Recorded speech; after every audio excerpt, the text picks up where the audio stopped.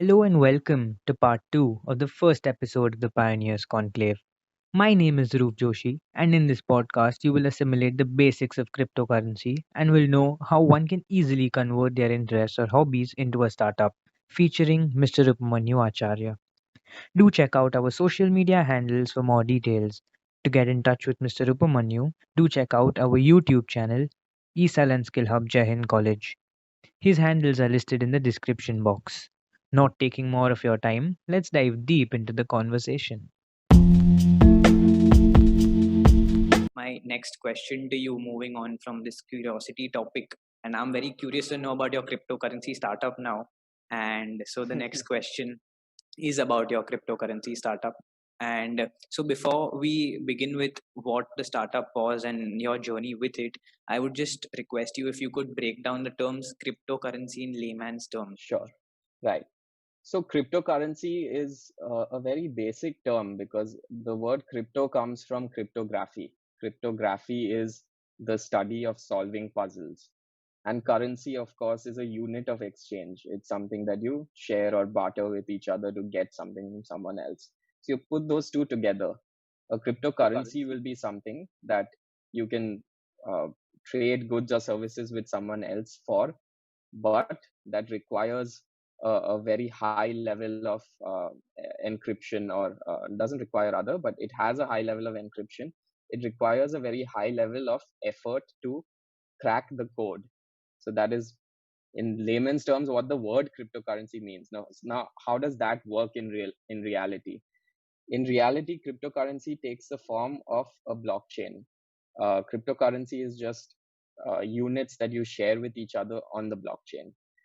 A blockchain, again, is a sort of database. That's the simplest way to break it down. If you store money somewhere, it is being stored on a database somewhere online.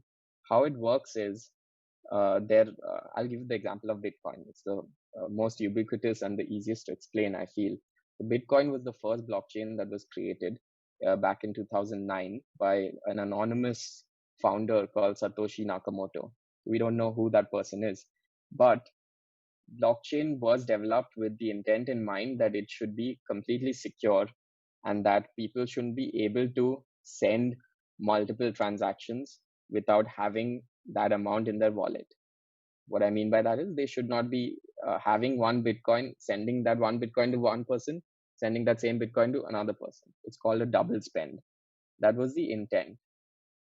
Again, how it works is getting into fairly complicated stuff, but the basis of it is that it's an encrypted platform where it's completely decentralized, meaning that no one singular party owns that database. So there is no owner of all Bitcoin in the world.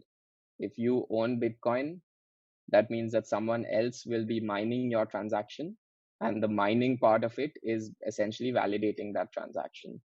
So the way to think about it is, if you, let's say, open your UPI app and you're sending money to someone, that person receives the money, all well and good. But how is it happening? It's happening through centralized parties. Centralized meaning someone has ownership of that entire platform. UPI as a company is half owned by the government and it's half owned by private players. So it is fairly centralized. So the UPI platform will be one. The other person will be the bank or the app who you use. Even sending money between you and me through UPI, you have to have a huge level of trust that UPI as a company is legitimate, is credible, also that your bank is legitimate and credible. And that's all well and good when the entire system works. But if the system breaks down, like what happens in countries like Venezuela and Zimbabwe, where there's very little trust in the government and there's very little trust in any centralized banking institutions, for good reason, right? Then you start seeing that your currency is not very trustworthy. It becomes extremely volatile. You can't really know who to trust when sending currency to each other, and that's when something that is completely decentralized, as in no one owns Bitcoin on this planet, no one has ownership of the Bitcoin platform. That's when you realize the importance of that. So that was very well explained by you, and I mean now even I, on a personal level, have a little more fair understanding about cryptocurrency and all. So coming to your startup, um, what attracted you being a BMS student? I mean, we are not exposed to a lot of the tech based side of it. So what attracted you to the cryptocurrency sector? Yeah, great question. And I've been asked this question fairly often. I think this was one of the questions I had in one of my IIM interviews. The answer to that is I've I find cryptocurrency as a field. Like I said, the word crypto comes from cryptography. Cryptocurrency as an entire field is a combination of two things. It's a combination of mathematics and it's a combination of economics.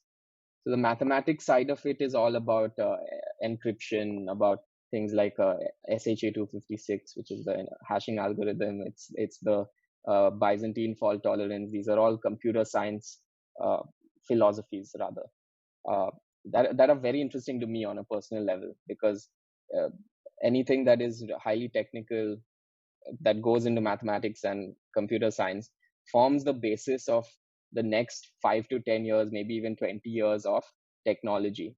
So if you're into tech and you go very deep down to the basis of, the foundation of any technology, it'll all be mathematics at that level. Cryptocurrency was a very new field when I started getting into it, let's say 2014 or something. It had only been around for 5 years. And even now, even today in 2020, it's still in its infancy. So the mathematics part of it is always being discovered, being invented. More new formulas are being created, which form the backbone of new algorithms that different cryptocurrencies can use. We had Bitcoin, we had Ethereum. We're starting to have new protocols emerge from that. That is one side. That would be classified under the mathematics or the computer science side. The second side of that is economics. And this is where me as a BMS graduate, I would get really excited about it, because cryptocurrency exposes you to a different type of economic theory that has not been practicable or executable in the real world for a long, long time. So the new economic theory that cryptocurrency can expose you to is that how does a global ubiquitous currency work that is completely online, uh, and that is a completely sort of free market, not owned by anyone. So it's the ultimate exploration of free market economics, because you look at even the price of Bitcoin, right? It's extremely volatile. And the reason for that is because almost anyone, anywhere in the world, can trade it 24/7. They can buy and sell. And that has not been possible at any point in history in the past. So it exposes you to what is at the fundamental level, the freest market of all so far has been the cryptocurrency market. Now, that might not be a good thing, because you don't have the same level of protection if you buy Bitcoin. If someone scams you, there's no one to go to. That is what I found very interesting. And that combination of maths and economics doesn't exist almost anywhere else in the world. So if you have a slightly curious technical side to you and you want to explore a bit of finance, a bit of economics, I think cryptocurrency is something that would excite you. Fair enough. That is a very good explanation to why you went into that field. How was your startup all about, and how did it start, and what was your journey with the with fine stuff? This was 2016. And just to give a bit of context, I had done a couple of internships by that point. These internships were in digital marketing. So, which is currently my field right now. My profession is in marketing. That's where I'm interning. But way back in 2015, that's when the whole search engine optimization and content marketing field was really picking up in India. I had a little bit of exposure to that. All these various factors came together. So all were things that I really liked. I liked writing. I liked working with people who were writers. I liked talking about crypto, researching, going very in depth into the technology side of it. Once I did that for around a year, I received good response, but it wasn't anything amazing. I wasn't making any money out of it for around a year. So by the time I started my third year, this was 2017, 2018, something like that. That's when the crypto field really started picking up, and the price of Bitcoin really skyrocketed. And a lot of people were suddenly, in one moment, interested in these articles because they had a very technical side to them. So I worked with a bunch of interns, worked with a bunch of writers from my college, from other parts of the country. Back then, I was doing this work from home thing. So we had a set of around 8 to 9 writers at that point, and we were churning out white papers, which is another technical thing for cryptocurrency enthusiasts, and writing articles for other crypto companies. And essentially, I was collaborating with all these cryptocurrency firms across the world. So that was what my business was into. Uh, the main takeaway, the key takeaway from this would be that I try to do something which I liked doing, right? That's essentially what it boils down to. Absolutely correct. And I was just going to bring this point forth. You are really an inspiration to all the people watching you right now. And I would just like to say that, no matter what ideas you'll have, if you have passion for something, if you like doing something, there's no harm in making that your startup. Correct me if I'm wrong. Absolutely. And I'll give a short example on that. I think in the e-summit that happened 2 years ago, I was approached by a fellow student from another college who had a startup that was into fire extinguishers. Now, the fire extinguisher world across the world is very standardized. You see a fire extinguisher somewhere, you know what it is. But this guy wanted to reinvent the concept of fire extinguishers. So he had this new chemical that he had licensed from somewhere, and he was a chemical engineer, I believe, and he knew how the chemical part of it worked.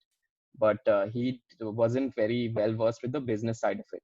So he reached out to me, and he used to talk to me even before the event, after the event, about how can I make this dream a reality. Well, a few months after that, he actually got in touch with a company who took his blueprints and started producing that very product, and that product started selling. And all these factories and all now carry a very small version of a fire extinguisher. And remember, this is a second year college student who is trying to enter a product that has been a product space that has been standardized for 50 plus years. And that is the level of uh, achievement that you can get if you're simply just motivated. And I don't believe he had done anything, like he had not built the next Flipkart, right? All he had was an idea and a blueprint, but he really wanted it to work, to the point where he would contact and try to get information from as many people as possible. So that is the level of dedication that you can have if you are really motivated by something.